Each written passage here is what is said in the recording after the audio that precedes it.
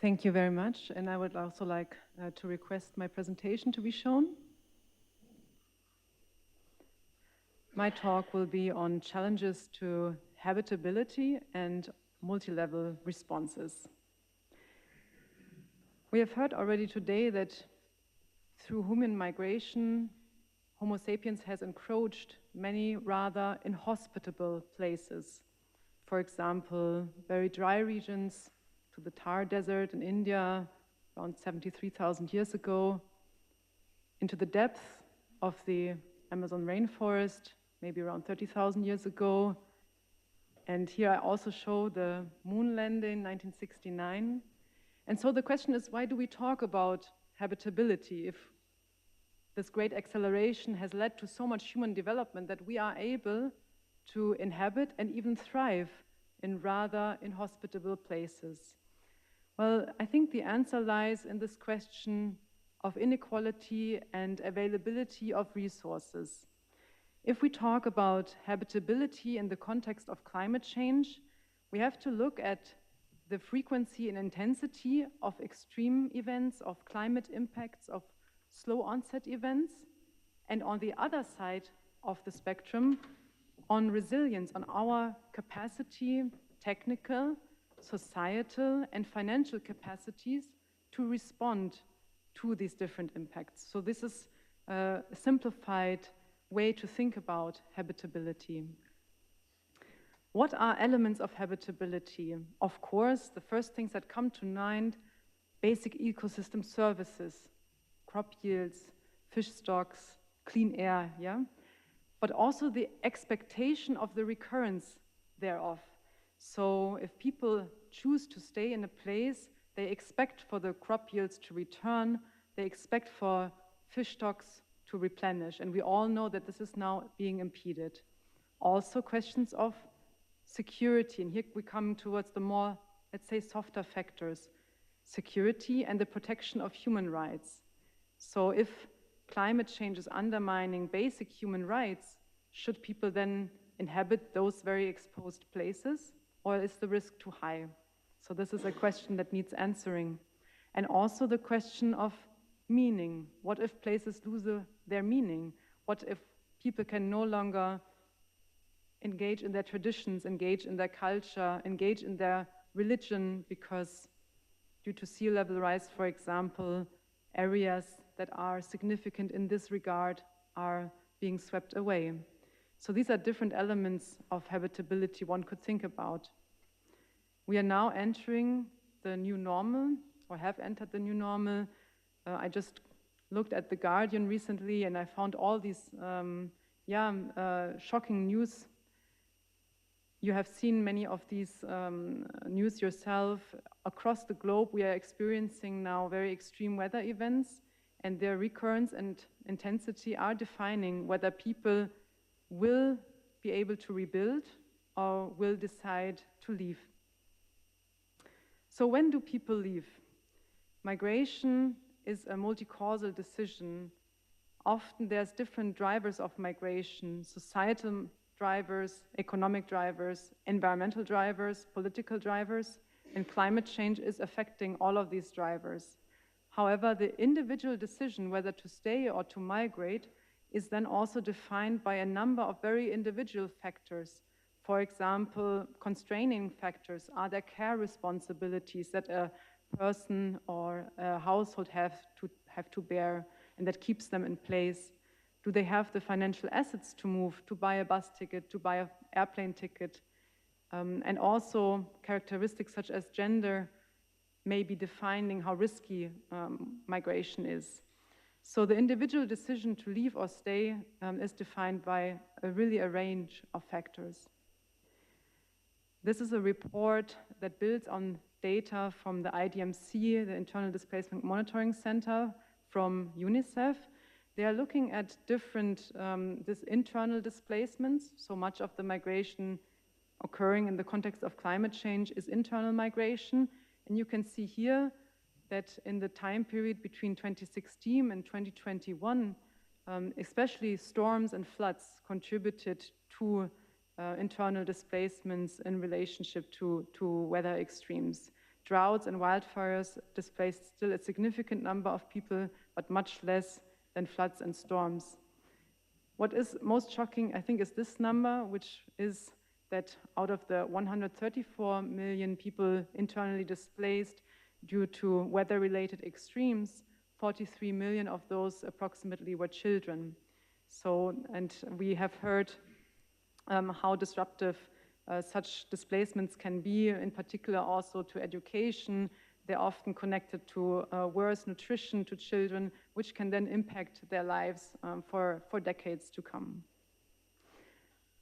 When people move, how successful are they in re-establishing their livelihoods? Again, there are individual and contextual factors that determine migration effectiveness. For example, physical and mental health, age, educational background, also ethnic background, in the sense that people who experience already marginalization may have much more difficulty in rebuilding their lives after migration in the context of climate change. Other contextual factors, for example, what is the planning horizon? Are people fleeing in a sort of escape after a storm, or can they anticipate, can they plan, can they contact a network in the places of arrival? So all of this influences migration effectiveness. And unfortunately, the way that climate migration is currently unfolding, it is happening that people are often migrating into poverty spirals. I wanted to highlight three very different cases, one on the northern Himalayan state of India, Uttarakhand, Peru, and the Marshall Islands, just to show some different geographies and how it impacts people's migration patterns through climate change, and also what challenges there are possibly for habitability. So first, I wanted to comment on Uttarakhand, India. It's a state in the north of India, and you can see here there's a number of climate change impacts ranging from temperature variations to receding glaciers. But also, these then translate into a variety of stressors, changes in crop yields, for example, also droughts. And then you have a number of cumulative impacts, water and food insecurity, but also out-migration. And here you can see how the responses of people who had to stay in the context of this change ranges from voluntary immobility to involuntary immobility. So there's parts of the population that are very mobile and which use migration to adapt to these changes, but there are also parts of the population, in particular here, elderly women who stay and who have a variety of reasons to stay. So for example, on the positive side, place attachment, place-based advantages, it is home, community, and on the less positive side, the lack of money, skills, the inability to access networks, and deteriorating environmental conditions, which can also constrain migration. Coming to the case of Peru, here also there are already occurring climate impacts, but looking further into the future, we are also confronted there with no analog threats, exceptional impacts towards the 22nd century. So especially following if there is a high emissions pathway, rapid deglaciation, extreme heat and rainforest dieback. So extreme heat referring here both to temperature and also to humidity, meaning this could also exceed the thresholds for thermoregulation, meaning being outside could become very dangerous for humans. And also the combined effects of El Nino and rising sea levels. So here also I refer to these no analog threats, and what I wanted to highlight here is that we have to see these impacts also combined as cumulative shocks to understand their full impact on human behavior and in particular also migration and habitability.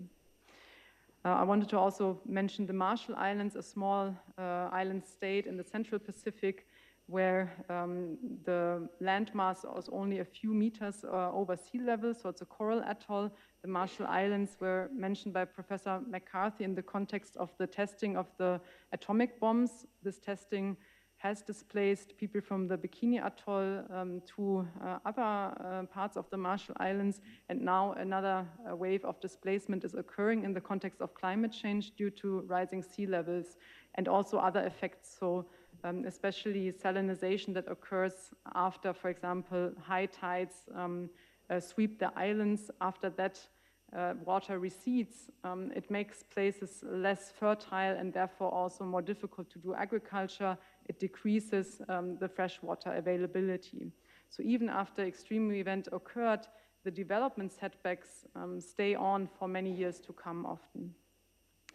And there are immaterial losses and damages that occur in conjunction also with the displacement that is occurring.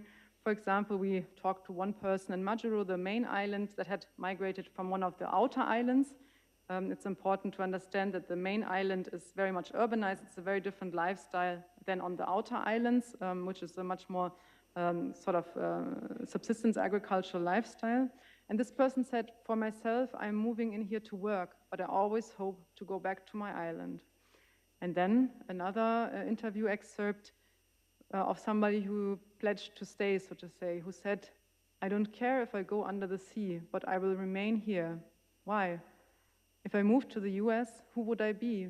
They don't have our coconut trees, they don't have pandanus trees, they do not have our fish. They have theirs, but they cannot, it doesn't taste like ours. I will have no identity.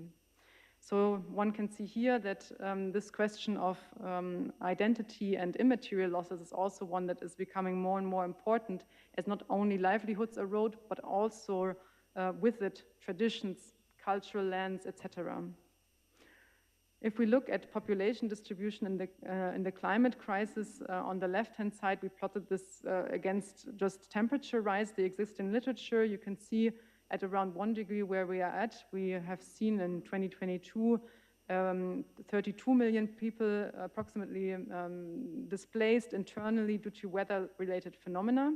Then by the middle of the century, here we already see the effect of the emissions pathway that we will take. The upper 170 million number is in relation to a high emission scenario, which would then lead to very large internal displacements, possibly also with cascading effects transboundarily. And then on a lower emission scenario, about 80 million would be still displaced. This would be a scenario that is compatible with the Paris Agreement.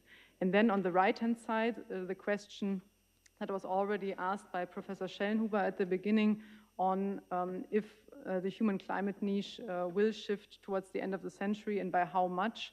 This could potentially mean that 1 to 3 billion people would be left outside the human climate niche of a mean annual temperature of roughly 13 degrees. And these are the conditions that have served humanity well.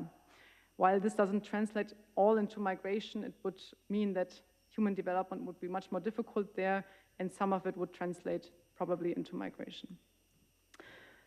Where are we standing today around the debates around migration? Often a heavily polarizing debate around migration deterrence. However, it's sort of a paradox because along with the green transition, but also generally, there is often a need for skilled labor in many countries where these very polarized discourses are taking place. So one paradox is sort of the justice paradox on high-emitting countries not taking sufficient responsibility over the displacement that they're inducing. And the second paradox is the economic one, the need for skilled labor or for labor in general, and the efforts to deter migration. Luckily, there is a lot of policy approaches now emerging to climate migration. And here I would like to also cite the report on the impact of climate change on migration of the White House, which has committed to strengthen and expand protection of refugees, conflict victims, internally displaced persons, stateless persons, and migrants in situations of vulnerability affected by climate change, including through the US Refugee Admissions Program. So that's a big signal. And also the German climate foreign policy strategy, which is said that the German government is committed to a coherent protection regime for climate and disaster-induced displacement. So this is a national level approach, a local level approach, that could increase habitability could also be farmer-managed natural regeneration, also a type of reforestation that enables agroforestry that could keep places habitable for longer for the populations who live there. And international approach is the Global Compact for Migration, which also refers to the questions of climate change and the interaction with human migration patterns. Thank you very much.